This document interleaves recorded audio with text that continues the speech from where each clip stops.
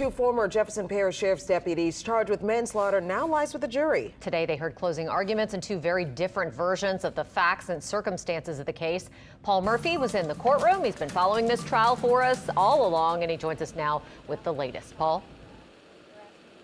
Katie, Charisse, closing arguments in this case lasted more than 5 hours, and the jury actually began deliberations about 2 hours ago, and jurors will have a lot to consider as they determine the guilt or innocence in this high-profile police shooting.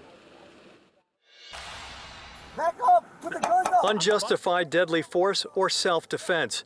That's what a jury of 6 men and 6 women will have to decide as they consider whether to convict former JPSO deputies Jonathan Lewis and Isaac Hughes of manslaughter.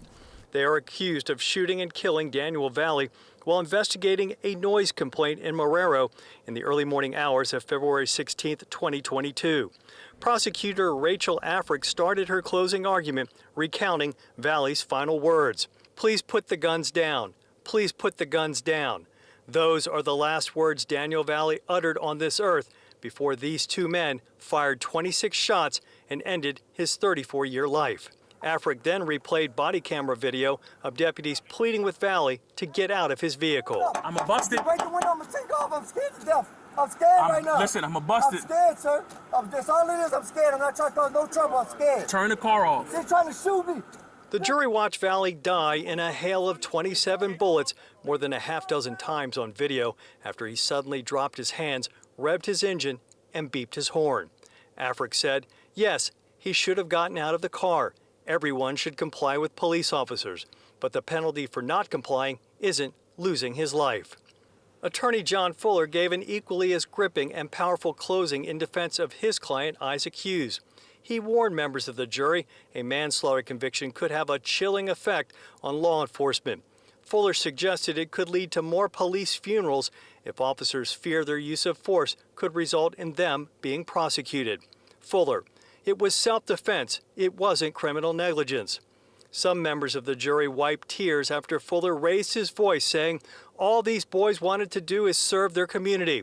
That's all they wanted to do. We teach our boys to get a good job, take care of your family, and do your community right.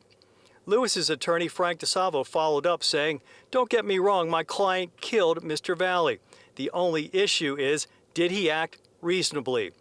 Nobody had to die, but he, Valley, chose the time and place. And attorney Craig Mordack now joins us to help break down this trial. Craig, what did you think of the closing arguments? 2 of the best closing arguments I've ever heard back-to-back by prosecutor Rachel Africk and then followed up by John Fuller. Rachel set a bar very high. I believe John Fuller crossed that bar in his closing argument. I think Frank DeSalvo added some additional punch to John's excellent close when Frank got up for his client and advocated. And what are the options the jury has at this hour? There are 3 options on the jury verdict form. One is guilty of manslaughter, one is guilty of negligent homicide, which is a lesser included offense, and the third option is not guilty. Now, the jurors need to reach a unanimous verdict on any one of those 3 charges, or it'll be a mistrial or a hung jury. So it could be a late evening here around the Jefferson Parish Courthouse. I would expect so, yes.